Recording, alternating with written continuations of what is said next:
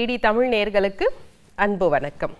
நாம இன்றைய பதிவில் சரக்கொன்றை அப்படிங்கிற ஒரு அழகான மூலிகை மரத்தை பற்றிய ஆயுர்வேத குறிப்புகளை தெரிஞ்சுக்கலாம்.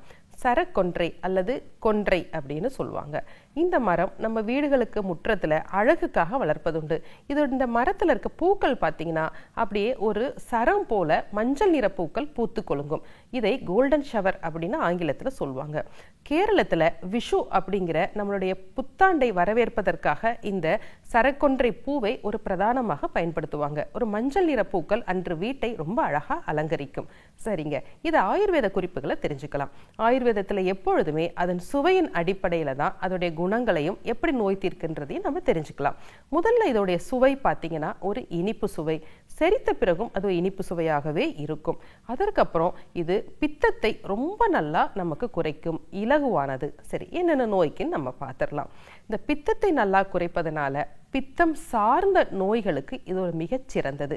இதில் என்னென்ன பொருட்களை பயன்படுத்தலாம்னா, இந்த ஆரக்வதம் அப்படின்னு நம்ம சமஸ்கிருதத்தில் அழைக்கின்ற சரக்கொன்றையில் இருக்க நம்மளுடைய பட்டை, அதனுடைய பூ, அந்த காய்களுக்கு நடுவில் இருக்கின்ற அந்த சரக்கொன்றை புளி அப்படிங்கிற சதைப்பற்றுடைய பொருளையும் நம்ம பயன்படுத்துவோம். ஒவ்வொரு நோயாக நம்ம பார்த்துருவோம். நம்ம பித்தத்தை நல்லா குறைக்குது அப்படிங்கிறதுக்காக உடல் சூடு காரணமாக உடல்ல ஆங்காங்கே கட்டிகள் ஏற்படலாம், அல்லது அரிப்பு ஏற்படலாம், தடிப்பு ஏற்படலாம். அந்த மாதிரி சமயங்கள்ல இந்த சரக்கொன்றை பட்டையை நம்ம கஷாயமாக வச்சு குடிக்கலாம்.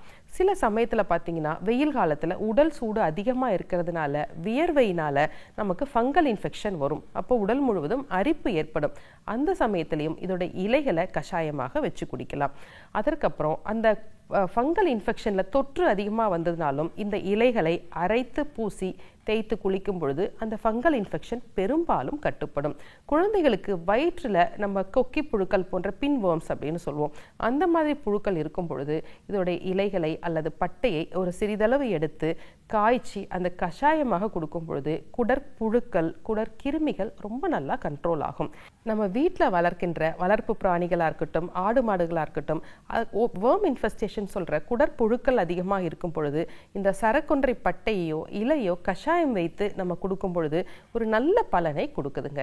சரி, இது ஆயுர்வேதத்தில் வேற என்னென்ன நிலைகளில் பயன்படுத்தலாம் அப்படின்னா, இது கபத்தையும் நன்றாக குறைக்கின்ற பண்பு இருக்கிறனால சர்க்கரை நோயில் ஏற்படுகின்ற தோல் பிரச்சனைகளுக்கோ அல்லது தோல் அரிப்புகளுக்கோ ரொம்ப நல்லா பலன் கொடுக்குது.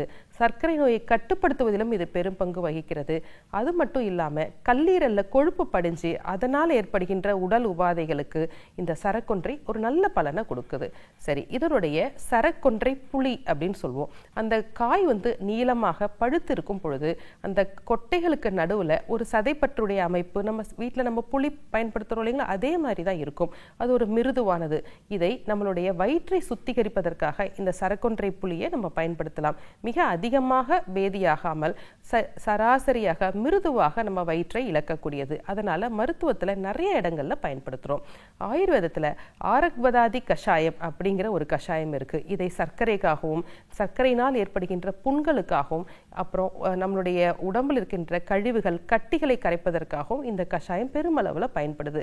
இப்படி ஆயுர்வேத மருத்துவத்தில் பல இடங்கள்ல இந்த ஆரக்வதாதி கஷாயத்தை பயன்படுத்துகிறோம். இதை நெய் வடிவிலும் செஞ்சு நீண்ட நாட்களாக ஆறாத புண்களுக்கு உள்ளுக்கும் பயன்படுத்துகிறோம். இந்த கஷாயத்தை அந்த சர்க்கரை வியாதியில் இருக்கிற புண்களை கழுவதற்கும் பயன்படுத்துகிறோம்.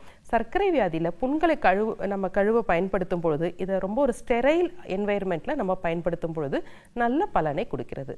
சரி நேயர்களே, இன்றைக்கு சரக்கொன்றை பற்றிய சில ஆயுர்வேத குறிப்புகளை தெரிந்து கொண்டோம். வேறொரு நிகழ்ச்சியில் சந்திக்கலாம். நன்றி.